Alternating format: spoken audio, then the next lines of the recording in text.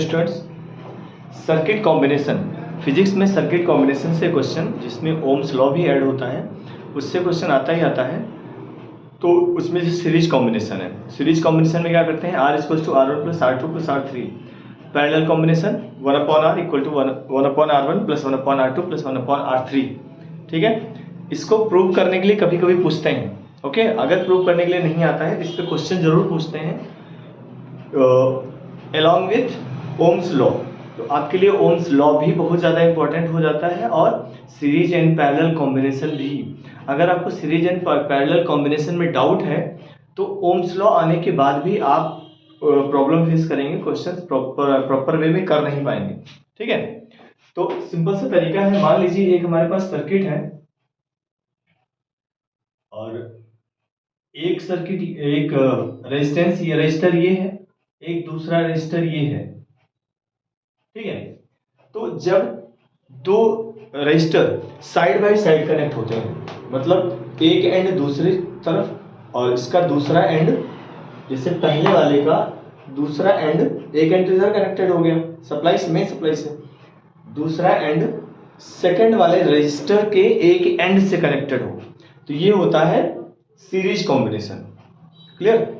अब series combination में क्या है, सीरीज कॉम्बिनेशन का एक रूल होता है कि इसमें current that is I, current I दोनों सर्किट में सेम होगा, सॉरी दोनों रजिस्टर में सेम होगा। ओके, तो यहाँ पे दोनों में आई और आई ये सेम रहेगा और यहाँ पे हमने बैटरी अटैच कर रखी है तो इसका अपना V होगा।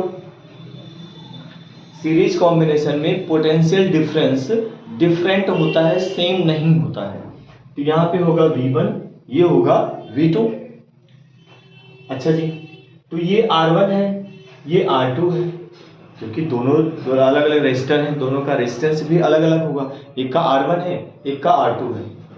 ओके, तो अगर हम पूरे सर्किट की बात करें, पूरे सर्किट की अगर हम बात करते हैं तो पूरे सर्किट का करंट क्या हो जाएगा, अगर ये भाई इस पोटेंशियल डिफरेंस के लिए इन दोनों का कॉम्बिनेशन एक सिंगल रजिस्टर हुआ, सिंगल रजिस्टर हुआ, तो इसका मतलब है अगर पूरे को हम R मान लें, मतलब रिजल्टेंट रेजिस्टेंस R ले लिया मैंने, तो इस पूरे सर्किट में जो करंट फ्लो होगा I कितना होगा, I equals to V upon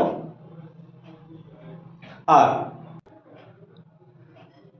ठीक है, तो V इक्वल्स टू कितना हो जाएगा, I इंटू R, मतलब पूरे में पोटेंशियल डिफरेंस V हो जाएगा I इंटू R। इस पे V1 equals to I into R1, इधर V2 equals to I into R2। Okay, और V इक्वल्स टू हमेशा V1 प्लस V2, मतलब ये कि ओवरऑल का जितना पोटेंशियल डिफरेंस होगा वो इक्वल टू सारे रेजिस्टेंस का पोटेंशियल डिफरेंस अगर ऐड कर दिया जाए तो उसके इक्वल होगा। ठीक है, तो V की वैल्यू क्या है, IR, तो V equals to IR। V1 कितना है, I इंटू R1, V2 क्या है, I इंटू R2। तो I देखिए यहाँ भी है, यहाँ भी है, यहाँ भी है, तो ये I पूरा कैंसिल हो जाएगा, तो R is equals to R1 plus R2। ये हो जाता है सीरीज का प्रूविंग। तो सीरीज कॉम्बिनेशन जब भी होगा तो वो R equals to R1 plus R2 होता है। क्लियर? अब इसके बाद पैरेलल कॉम्बिनेशन, तो पैरेलल कॉम्बिनेशन में आपको पता होगा, अगर नहीं पता है तो नोट डाउन कर लीजिए। पैरेलल कॉम्बिनेशन में अब इसको हम सीरीज से हटा के ये हम पैरेलल बनाएंगे। ठीक है, तो पैरेलल कॉम्बिनेशन में ओवरऑल तो R हो गया, ये हो गया R1, ये हो गया R2। पैरेलल कॉम्बिनेशन में पोटेंशियल डिफरेंस सारे रेजिस्टेंस में सेम होता है, सारे रजिस्टर्स पे पोटेंशियल डिफरेंस सेम होगा, जो यहाँ पे है वही यहाँ होगा, वही यहाँ होगा।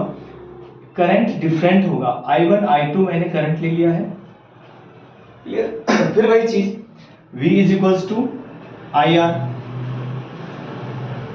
ठीक है, तो I इक्वल्स टू कितना हो जाएगा, V अपॉन R। ओके, ये ओवरऑल का मतलब अगर इसको एक रजिस्टर हम लेके चलें तो पूरे सर्किट में करंट फ्लो होगा V अपॉन R, मतलब potential difference upon resistance. Okay, अब सेपरेट क्या हो जाएगा, यहाँ पे I1 तो I इक्वल टू कितना हो जाएगा V अपॉन R।